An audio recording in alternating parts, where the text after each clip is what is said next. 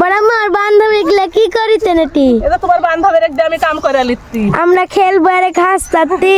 ওই তোমার বান্ধবের মা এসে আয়সার মা আমাকে দেখো পুয়ের বিসি দিল, আমি জ্বালা বেশি পছন্দ করি তো খাইতে, দিল তাই জন্য এর দেওয়া বাইসা লিখছি আমি।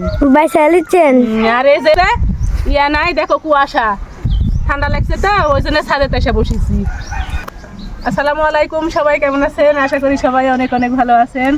আলহামদুলিল্লাহ আমরাও ভালো আছি। মানে আর আমার বিলের দিকে এত বাতাস, এটা আমার দেওরের বাড়ি, দেওরের ছাদ।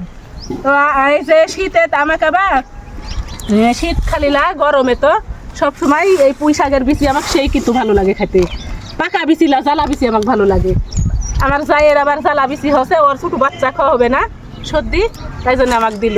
আর এই দেখেন লিয়া বসেছি এখন বাইসা টেসে এই জনগণের দেবে চালিব লিয়া যায় রান বোরান দেখাবো। কার কার পছন্দ পুঁই শাকের বিচি অবশ্যই জানাবেন কমেন্টে।